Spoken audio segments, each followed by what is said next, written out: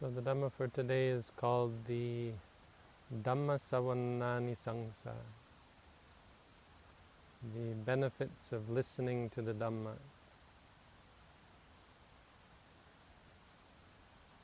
It shouldn't be any surprise that listening to the Dhamma is considered something beneficial. We might even say it's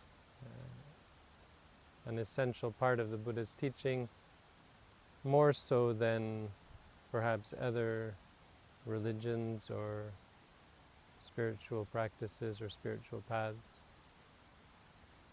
The teaching of the Buddha is a teaching.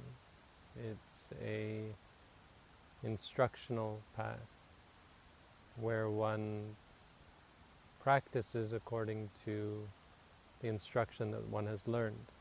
So there's a lot of emphasis placed on listening to the Dhamma.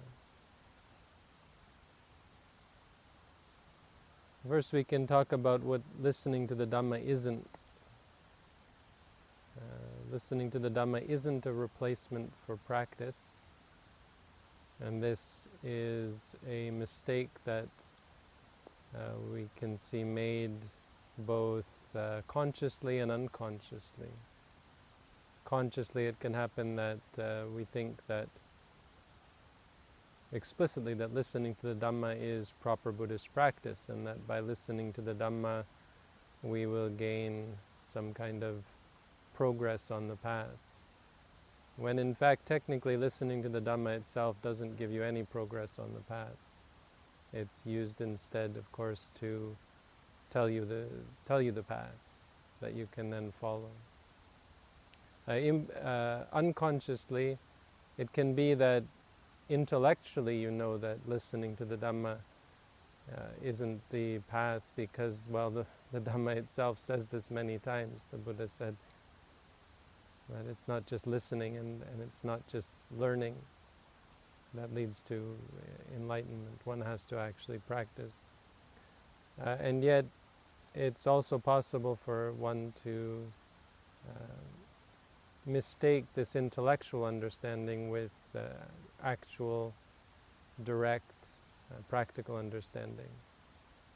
So one might feel like one already knows the truth, thinking that one has learned the Dhamma and understands the concepts of mindfulness and suffering and the cause of suffering. One understands the three characteristics, and so might think that it might be difficult for one to actually apply oneself to the practice as one thinks one is practicing as a result of one's intellectual study. So just to be clear, that intellectual study, even intellectual understanding that comes from studying, isn't a replacement for practice. Listening to the Dhamma isn't disconnected from the practice. So it isn't something that should be taken as simply an intellectual exercise. It isn't for the purpose of edification, it isn't for the purpose of intellectualization. Listening to the Dhamma is supposed to be something that you practice. And finally, it isn't something you can omit or avoid. Listening to the Dhamma is something that is essential. It isn't something that is unessential. And this is something that can be an explicit conscious view, and it can also be an unconscious perception that leads one astray. So obviously one could have the idea that one doesn't need to listen to the Dhamma. One can have the idea that it's not necessary, that for example mindfulness is something so simple that you don't need to even learn about it. You hear the word mindfulness, and you can hear people say this who haven't studied or learned anything about Buddhism, say, well, I'm mindful, or I meditate. And they'll explain to you something that they do based on their own previous understanding of what meditation is or what mindfulness is. And this is something that you can see a problem even when people learn the teaching, is that they carry along their own biases, their own preconceived ideas about meditation and mindfulness.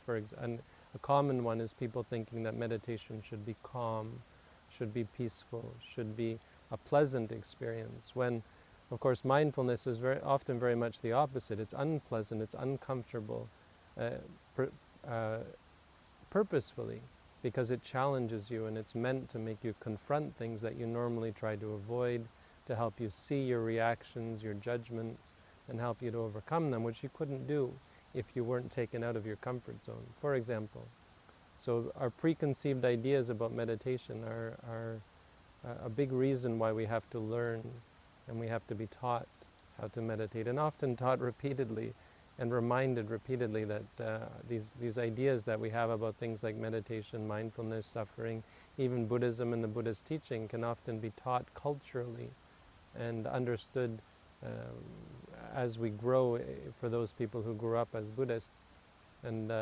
implicitly understood, but not in a way that will actually lead to freedom from suffering. So, to put it simply, listening to the Dhamma is the precursor to the path. That in order to follow the teachings, you have to learn them, and that is explicitly what it's for.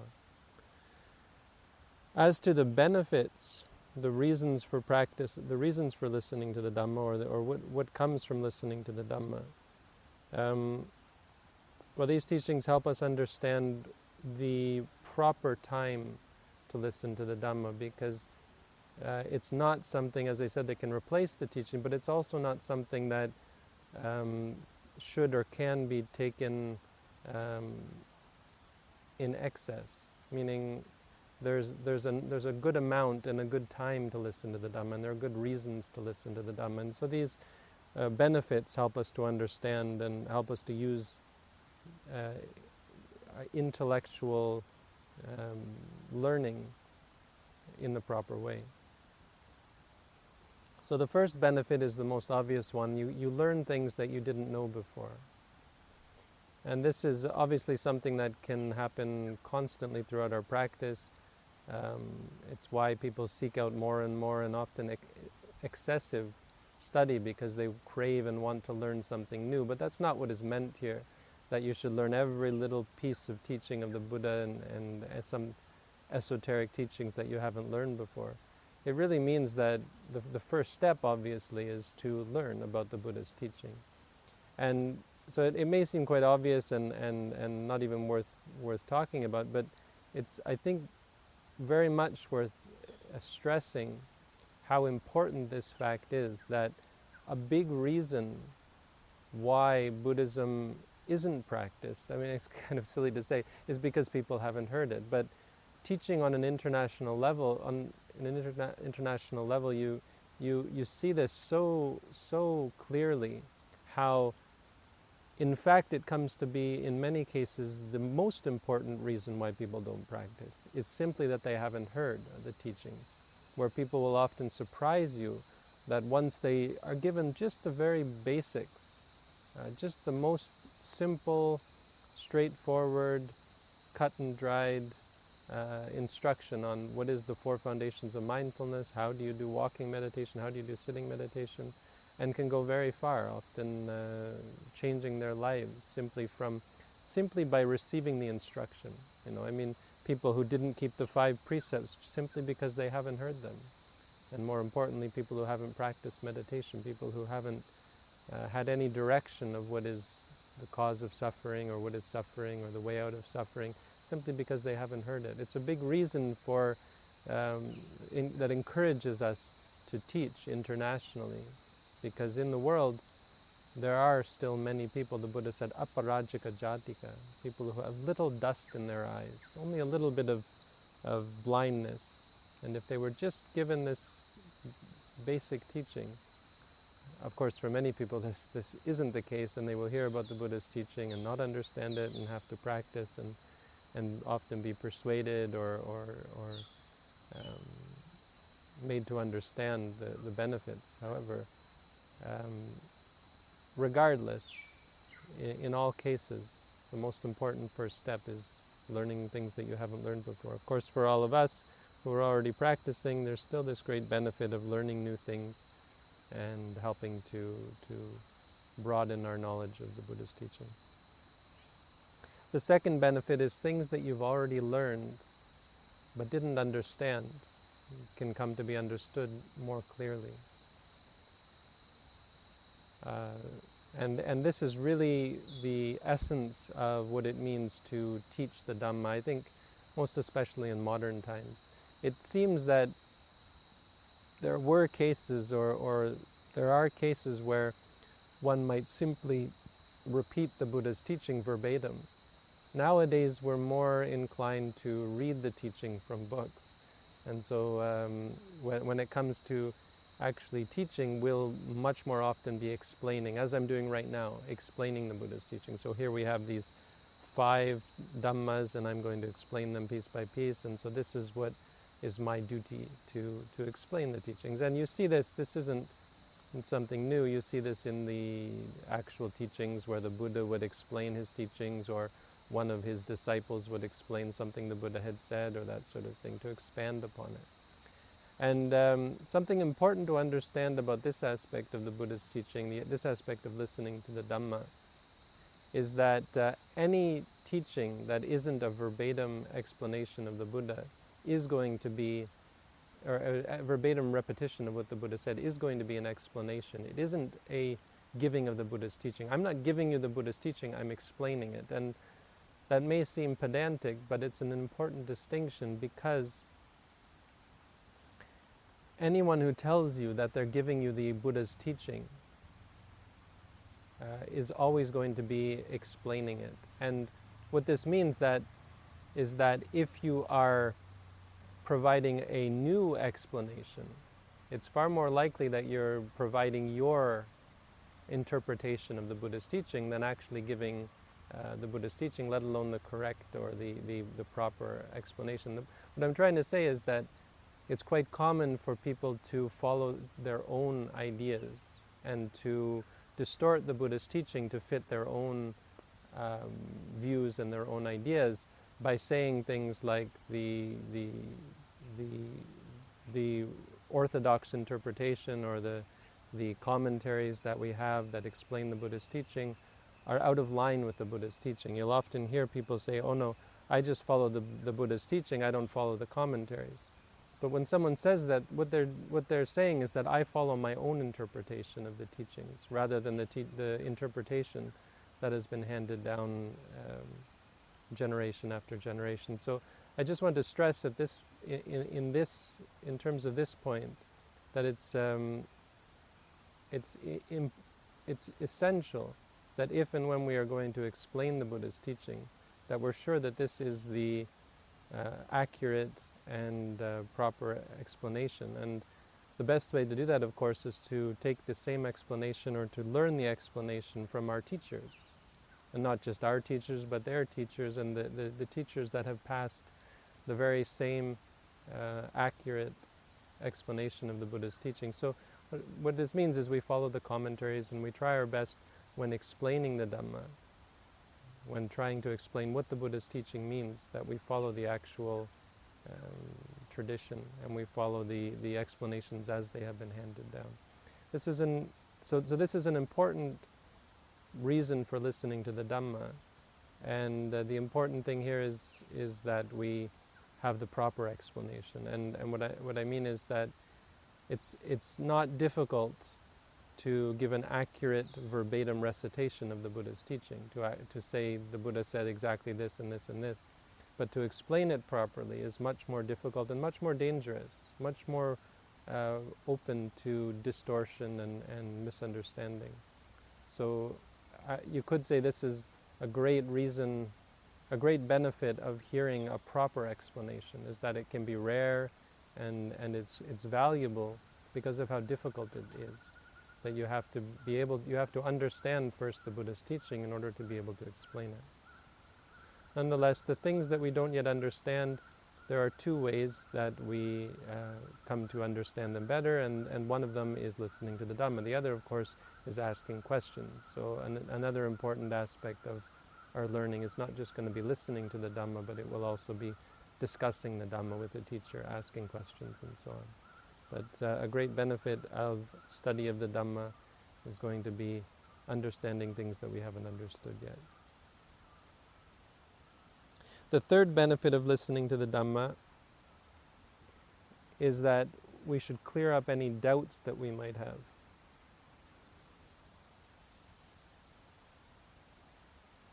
Doubt is one of the 5 hindrances, and in some ways it's the most dangerous of the 5 hindrances. Doubt is one of the big things that leads us to the wrong path, but most directly it prevents us from following the path.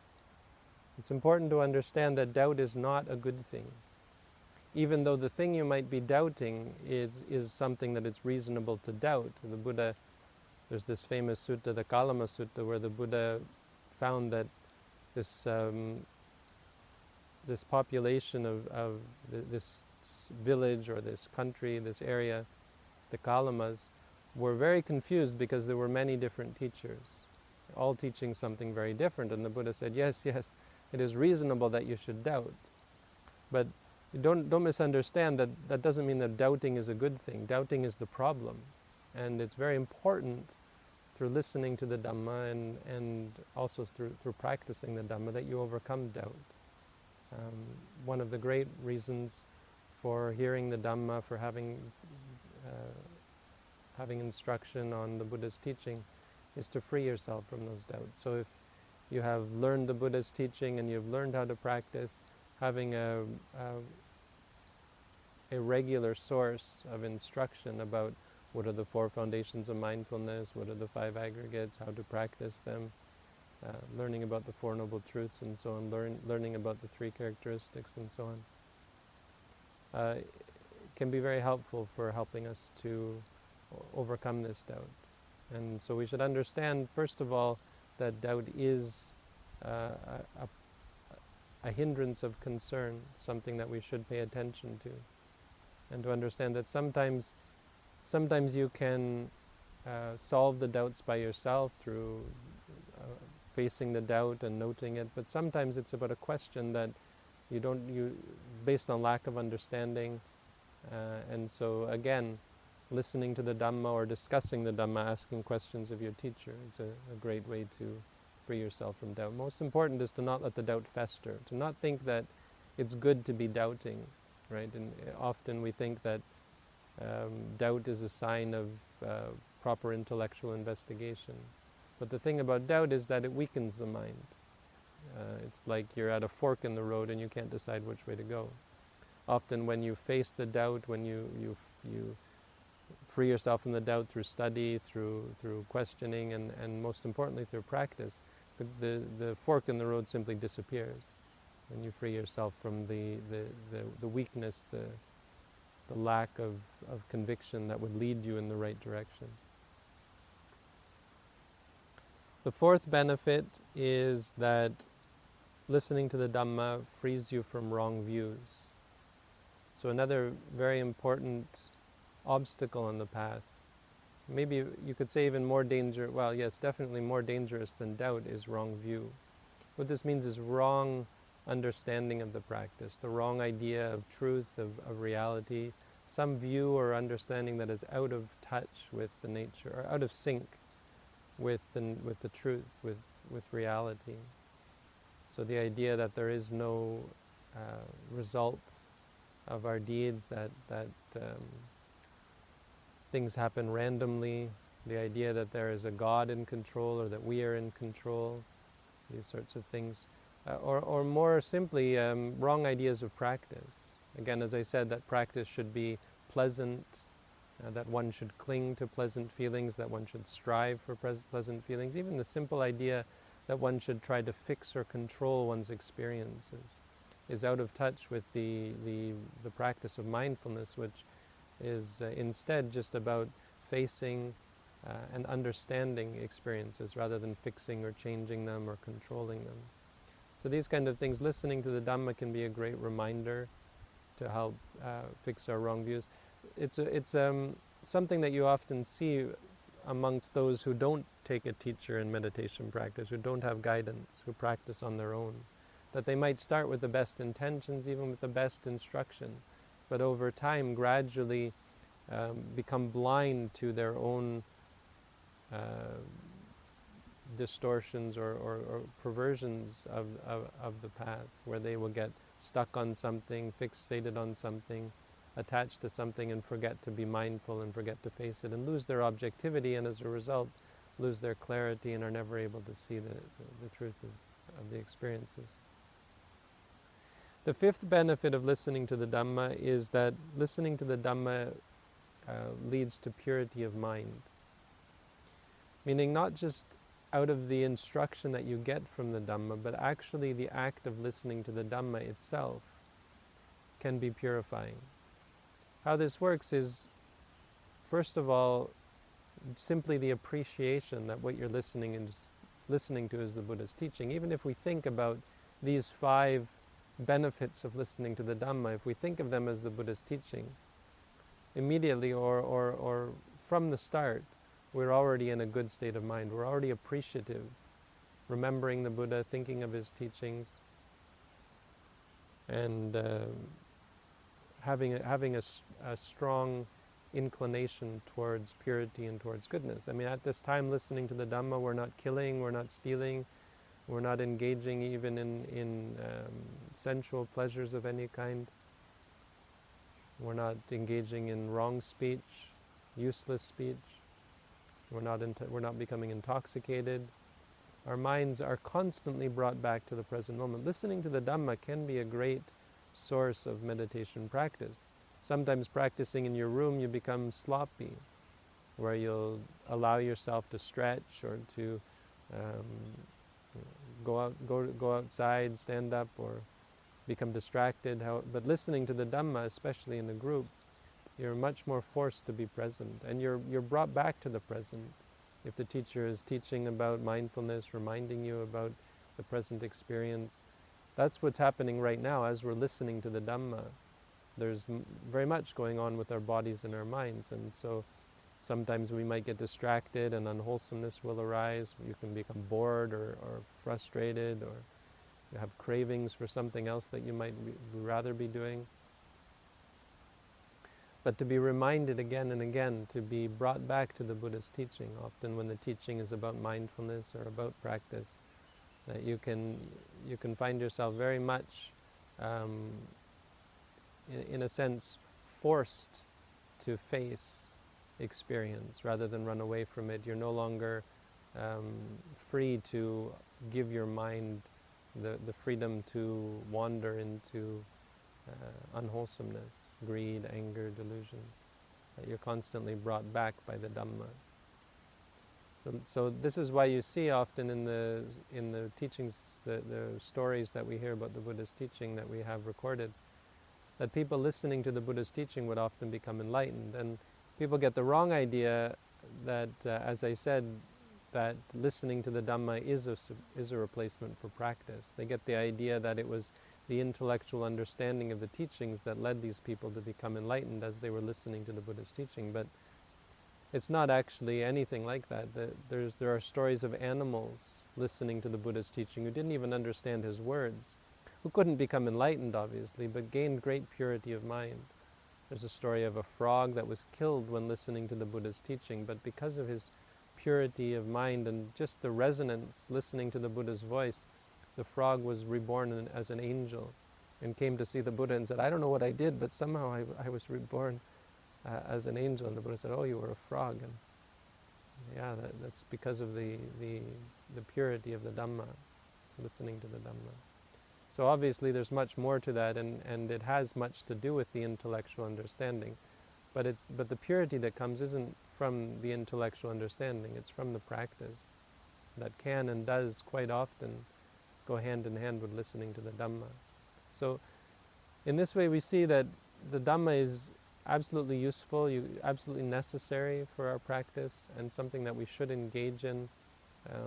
But I think especially thinking about the fifth benefit, we have to remind ourselves that the true benefit and the true reason is for gaining purity of mind and clarity of mind. It's something that is practical and very real and not limited to intellectual understanding. So that the Dhamma that we do listen to, that we do think about, that we do read about, should be directly related to our further progress on the path. And so we shouldn't spend all our time listening to the Dhamma thinking it's a replacement, but we should use it in so much as it is a support for the very crucial, the very difficult work of cultivating mindfulness to see clearly and to free ourselves from craving and from suffering. So something to keep in mind, and a reminder of why we practice and why we listen to the Dhamma and how we should listen to the Dhamma. That listening to the Dhamma should and can often be an actual meditation practice, where instead of only paying attention to the meaning of the words, you can actually be aware of the sound of the voice, listening to the speech as an experience, where it arises and ceases, and arises and ceases uncontrollably, and teaches you very clearly the nature of experience as being uncontrollable, unpredictable. Listening to someone else speak is a great way to experience firsthand the unpredictable and uncontrollable nature of experience, because you're not in control of the sound when it's going to happen. You don't know when it's going to happen. You don't know what sound is going to come. It can be quite jarring and quite disturbing if you're clinging, if you're expecting, if you have any kind of attachment to experiences. You'll see that experiences are not subject to your control, not amenable to your expectations. Not only that, the experiences that you have listening to the Dhamma, having to sit still, pain in the legs or the back, or distractions in the mind, craving something, or bored or distracted or anything like that, but these are also not controllable, not something you can anticipate, not amenable to your expectations, and so on. So just like any meditation practice, listening to the Dhamma can be most fruitful in that way. And of course there's the added benefit, as I said, of being reminded constantly. So here I am reminding you of these things, and it shouldn't be used as a replacement for you doing the work yourself on your own to remind yourself and to learn organically how to do this for yourself, but from time to time and in moderation, being reminded of these things is a crucial part of how we come to develop them on our own. So those are the benefits of listening to the Dhamma, and that's the Dhamma for today.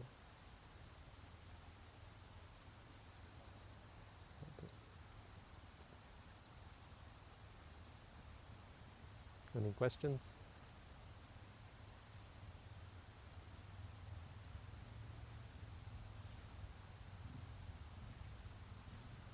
How the frog can understand the teacher? Well, he didn't understand the teaching, that's the thing, but his purity of mind, because he felt the Buddha's purity. It's like if you see a monk walking on Bindapata, the people that's why they're so happy to give us food in the morning, because they see, wow, these people are so pure. So they gain this purity of mind because they just see us, and they see something that resonates with them. So even animals can resonate with something so pure as the Buddha teaching.